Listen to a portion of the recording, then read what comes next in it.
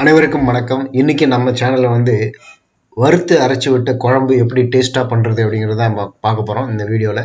அதுக்கு முன்னாடி நம்ம சேனலுக்கு இது வரைக்கும் நீங்க சப்ஸ்கிரைப் பண்ணலனா இப்பவே சப்ஸ்கிரைப் பண்ணிக்கோங்க. இப்போ நான் ஒரு குக்கர் பாத்திரத்தை வச்சிருக்கேன். அதுல சும்மா பேருக்கு ஒரு 2 ஸ்பூன் எண்ணெய் விட்டுருக்கேன். அதுல 4-5 வரமிளகாயும், ஒரே ஒரு மேஜைக்கரண்டி துவரம்பருப்பு, ஒரு மேஜைக்கரண்டி பயத்தம்பருப்பு அதாவது பாசிப்பருப்பு. அடுத்ததா இதுல ஒரு 2 மேஜைக்கரண்டி அளவுக்கு தனியா மல்லி ஆட் பண்ணிக்கிறேன். அதுக்கப்புறம் ஒரு சீரகம், ஒரு அரை ஸ்பூன் சீரகம் ஆட் பண்ணிக்கிறேன்.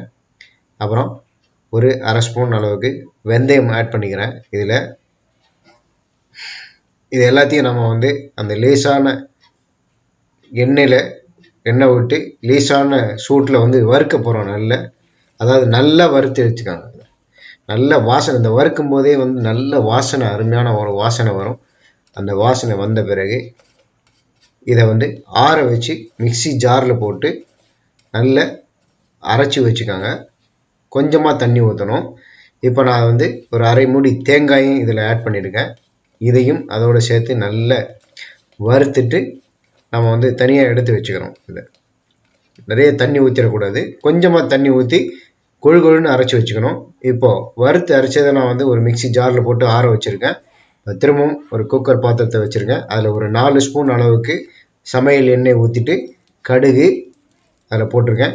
கொஞ்சம் ஒரு கொத்து கருவேப்பிலையும் அதில் போட்டு தாளிச்சிட்டு, ஏற்கனவே இந்த வறுத்து அரைச்ச குழம்புக்கு நான் யூஸ் பண்ணுறது தக்காளி 2, ஒரு 2 பெரிய வெங்காயம், ஒரு 2 உருளைக்கிழங்கு, அப்புறம் ஒரு 4-5 வயலட் கத்திரிக்காய் இதெல்லாம் நறுக்கி வச்சுருக்கேன். இப்போ இது எல்லாத்தையும் அதில் போட்டு நல்ல சுண்ட அதை வதக்கிக்கிறேன். நல்லா போட்டு அதை வதக்கி எடுத்து தனியாக வச்சுக்காங்க.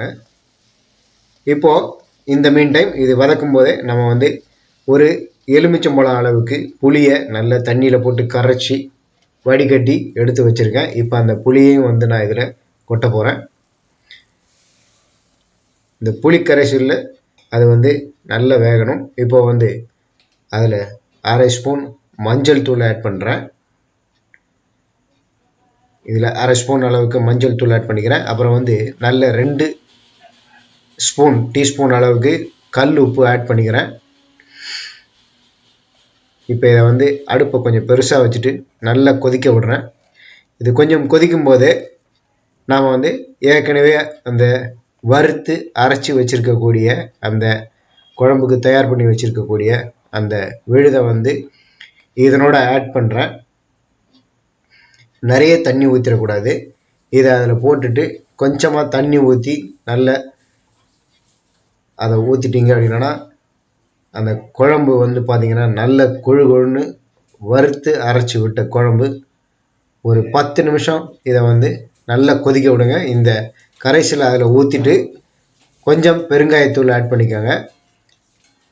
கொஞ்சமாக பெருங்காயத்தூளை ஆட் பண்ணிவிட்டு ஒரு 10 நிமிஷம் நல்லா கொதிக்க விடுங்க. அடுப்பு பெருசாக வச்சுட்டு இந்த வறுத்து அரைச்ச குழம்பு பர்டிகுலராக இது ஐயர் ஸ்பெஷல்.